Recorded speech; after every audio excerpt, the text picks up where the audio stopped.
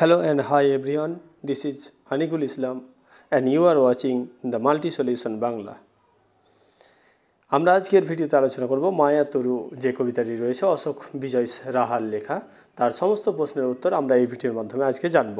পঞ্চম শ্রেণীর পাতাবহার বই থেকে এই মায়া তরু যে কবিতাটি রয়েছে তার সমস্ত প্রশ্নের উত্তর এই ভিডিওর মাধ্যমে আমরা জানব।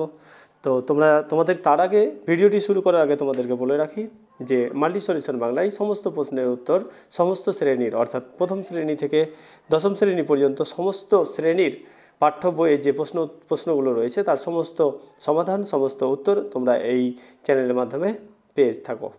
তো যারা নতুন ভিউয়ার্স অবশ্যই চ্যানেলটিকে সাবস্ক্রাইব করবে আর ভিডিওটিতে একটি লাইক করতে ভুলবে না, আর অন্য বন্ধুদের সঙ্গে ভিডিওর লিঙ্ক অবশ্যই শেয়ার করবে। তো আর কথা নয়, চলো শুরু করা যাক আজকের ভিডিও। একে দেখা বলা হচ্ছে নিচের প্রশ্নগুলির উত্তর নিজের ভাষায় লেখো। একের এক, তোমার চেনা এমন একটি গাছের নাম লেখো অন্ধকারে যাদের দেখলে মনে হয় যেন মানুষের মতো হাত নেড়ে ডাকছে। উত্তর, আমার চেনা এমন দুটি গাছের নাম অন্ধকারে যাদের দেখলে মনে হয় যেন মানুষের মতো হাত নেড়ে ডাকছে, তা হলো কলা গাছ এবং খেজুর গাছ। প্রশ্ন নম্বর দুই, দুই বন্ধু আর ভাল্লুককে নিয়ে যে গল্পটি আছে তা তোমরা শুনেছ, যদি না শুনে থাকো তাহলে শিক্ষকের থেকে জেনে নিয়ে গল্পটি নিজের খাতায় লেখো। এই প্রশ্নের উত্তর তোমরা নিজেরাই করবে এবং আমার এই ভিডিওর কমেন্ট সেকশনে অবশ্যই তোমরা এই প্রশ্নের উত্তরটি জানাবে। 3 নম্বর প্রশ্নে বলা হচ্ছে নানা রকম রঙিন মাছ তুমি কোথায় দেখেছো? উত্তর, আমাদের বাড়িতে অ্যাকোয়ারিয়াম আছে, সেখানে আমি রঙিন মাছ দেখেছি। এছাড়াও এই অ্যাকোয়ারিয়ামে থাকে এমন রঙিন মাছের দোকানেও আমি নানা রকম রঙিন মাছ দেখেছি। অর্থাৎ অ্যাকোয়ারিয়ামে রঙিন মাছ দেখা যায়। ভোরের আলো তোমার কেমন লাগে? তখন তোমার কোথায় যেতে ইচ্ছে করে? উত্তর, ভোরের আলো আমার খুব ভালো লাগে, তখন আমার নদীর ধারে ঘুরতে যেতে ইচ্ছে করে। 5 দাগে বলা হচ্ছে 5 নম্বর প্রশ্ন, আলোয় এমন অন্ধকারে একই গাছের দুরকম চেহারা তোমার চোখে কিভাবে ধরা পড়ে? উত্তর, আলোয় এবং অন্ধকারে একই গাছের দুরকম চেহারা চোখে ধরা পড়ে, যেমন কলা গাছ খেজুর গাছ। দিনের আলোয় গাছগুলো স্পষ্ট দেখা যায় এবং রাতের অন্ধকারে গাছগুলোকে দেখে মনে হয় কে যেন মানুষের মতো হাত নেড়ে ডাকছে। 2 দাগে বলা হচ্ছে ক স্তম্ভের সঙ্গে খ স্তম্ভ মিলিয়ে লেখো। প্রশ্ন এরকম আছে, প্রশ্নতে তোমাদের এরকম আছে গাছের সামনে আছে অশরী, বনের সঙ্গে বৃক্ষ, ভূতের সঙ্গে কাপুনি, ঝালরের সঙ্গে অরণ্য, কম্বর সঙ্গে পর্দা। এইভাবে বইয়ে দেয়া আছে, এর সঠিকভাবে সাজালে হবে এরকম: গাছের সঙ্গে বৃক্ষ, বন সঙ্গে অরণ্য, ভূতের সঙ্গে অশরীরী, ঝালরের সঙ্গে পর্দা, কম্পর সঙ্গে কাপুনি। 3 দাগে বলা হচ্ছে কবিতা অবলম্বনে শূন্যস্থান পূরণ করো। এক যে ছিল গাছ, এই শূন্যস্থানে গাছ শব্দটি বসবে। বৃষ্টি হলেই আসতো আবার কম্প দিয়ে জ্বর, শূন্যস্থানে জ্বর এবং আবার এই দুটো শব্দ বসবে। মুকুট হয়ে ঝাঁক বেঁধেছে লক্ষ হীরার মাঠ, হীরার এবং মুকুট। এক পশলার শেষে এবং এক, শূন্যস্থানে এই দুটি শব্দ বসবে। বনের মাথায় ঝিলিক মেরে চাঁদ উঠতো যখন, ভালুক হয়ে ঘাড় ফুলিয়ে করতো সে সরগর। চাঁদ, ফুলিয়ে এবং সরগর এই 3টি শব্দ শূন্যস্থানে বসবে। যে শব্দগুলো রঙিন করা আছে ভায়োলেট কালার দিয়ে তোমরা দেখতে পাচ্ছ, সেই শব্দগুলো শূন্যস্থানে বসবে। কবিতাটি অবলম্বনে একটি গল্প তৈরি করো। উত্তর, একটি গাছ ছিল, সন্ধে হলেই সে 2 হাত তুলে ভূতের মতো নাচ করত। আবার কখনো হঠাৎ বনের মধ্যে ভালুকের মতো ঘাড় ফুলিয়ে গড়গড় আওয়াজ করত। যখন বৃষ্টি শেষ হয়ে যেত আর আকাশে চাঁদ উঠত, তখন তাকে দেখে মনে হতো লক্ষ হীরার মাছ যেন মুকুট হয়ে ঝাঁক বেঁধেছে। ভোরবেলায় কত কি যে কাণ্ড হতো, বহু ভেবেও তা বোঝা যেত না। আর যখন সকাল হতো তখন দেখা যেত ঝিকির মিকির আলোর এক রূপলি ঝালর পড়ে আছে। 5 দাগে বলা হচ্ছে শব্দগুলির অর্থ লিখে তা দিয়ে বাক্য রচনা করো। ঝাঁক মানে হচ্ছে দল, দল দিয়ে বাক্য রচনা। একদল লোক এই দিকে আসছে। ঝিলিক মানে হচ্ছে আলোর ছটা, আলোর ছটা দিয়ে বাক্য রচনা। বিদ্যুৎ চমকালে আলোর ছটা দেখা যায়। ঘাড় মানে কাঁধ, কাঁধ দিয়ে বাক্য রচনা। বাদরটি কাঁধে উঠে লাফালাফি করছে। মুকুট মানে শিরোপা, শিরোপা দিয়ে বাক্য রচনা। যে কোনো শিরোপাই সম্মানের হয়। ঝিকির মিকির চকচক করা, চকচক করা দিয়ে বাক্য রচনা। পাথরটি কত চকচক করছে। 6 দাগে কোনটি কী জাতীয় শব্দ ঝুড়ি থেকে বেছে নিয়ে আলাদা করে লেখো। এখানে অনেকগুলো শব্দ দেওয়া আছে, তোমরা দেখতে পাচ্ছ। সেই শব্দগুলো আলাদা করলে বিশেষ্য হবে। এখানে বিশেষ লেখা হয়ে গেছে, এখানে জফালা লাগবে। বিশেষ্য হলো গাছ, কম্পোজর। বিশেষণ হলো রূপালী, ঝিকির মিকির, লক্ষ্য। সর্বনাম হলো যে বা সে, যে আর সে।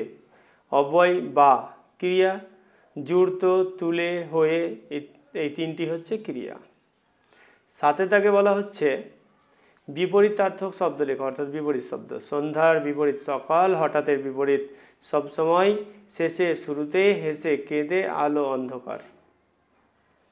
8 দাগে বলা হচ্ছে সমর্থক শব্দ লেখো। গাছ, তরু, দ্রুম, মহিরু, উদ্ভিদ, অটবি ইত্যাদি হচ্ছে সমর্থক শব্দ গাছের।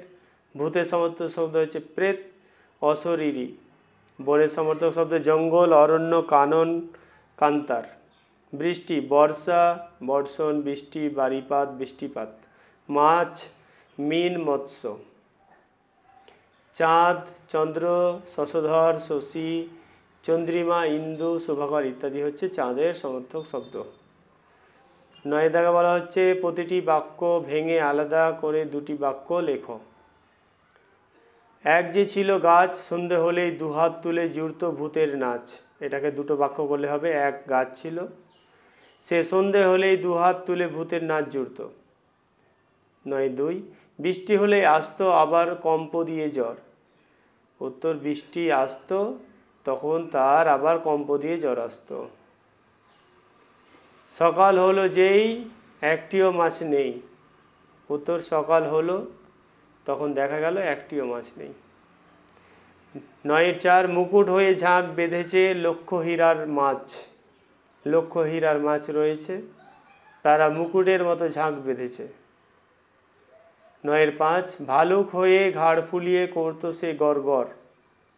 ভালুকের মতো ঘাড় ফোলাতো, ঘাড় ফুলিয়ে সে গড়গড় করতো। এলোমেলো বর্ণগুলিকে সাজিয়ে শব্দ তৈরি করো। এটা সাজালে হবে গড়গড়, দ্বিতীয়টা সাজালে হবে মুকুট, তৃতীয়টা সাজালে হবে আবছায়া, চতুর্থ নম্বরটা সাজালে হবে ঝিকির মিকির এবং শেষেরটা হবে ভোরবেলা। 11.1 কবি অশোক বিজয় রাহার 2টি বইয়ের নাম লেখো। কবি অশোক বিজয় রাহার 2টি বইয়ের নাম হলো ভানুমতির মাঠ এবং রুদ্র বসন্ত। 11.2 তার কবিতা রচনায় প্রধান বিষয় কী ছিল। উত্তর, তার কবিতা রচনায় প্রধান বিষয় ছিল নদী, পাহাড়, অরণ্য, প্রকৃতি। 11.3 মায়াতরু কবিতাটি তার কোন কাব্যগ্রন্থ থেকে নেওয়া হয়েছে। মায়াতরু কবিতাটি তার ভানুমতির মাঠ কাব্যগ্রন্থ থেকে নেওয়া হয়েছে। 12 নম্বর 12 থেকে বলা হচ্ছে দিনের কোন সময়ে কোন ঘটনাটি ঘটেছে পাশে লেখো, খাতায় ছবি আঁকো। ছবিটা অবশ্যই তোমরা আঁকবে আর কোন সময় কোন ঘটনা ঘটেছে সেটা দেখে নাও। 12.1 দুহাত তুলে জুড়তো ভূতের নাচ, এটা সন্ধ্যেবেলা। ভালুক হয়ে ঘাড় ফুলিয়ে করতো যে গড়গড়, এটা রাত্রিবেলা।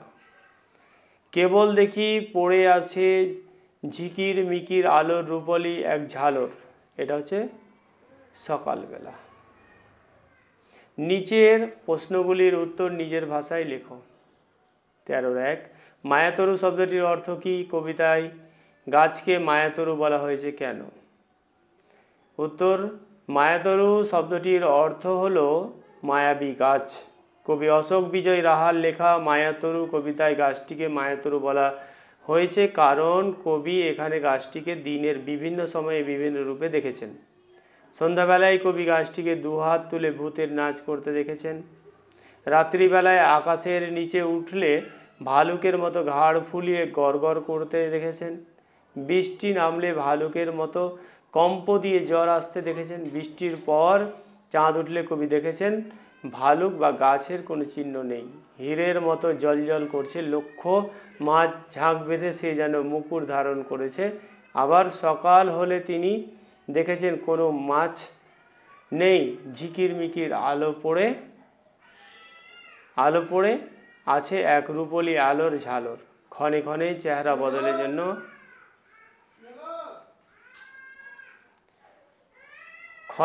চেহারা বদলের জন্য গাছটিকে মায়াতরু বলা হয়েছে। এই ছিল আজকের ভিডিওটি ভালো লাগলে অবশ্যই একটা লাইক আর চ্যানেলটি সাবস্ক্রাইব করে পাশে থাকবে। ধন্যবাদ।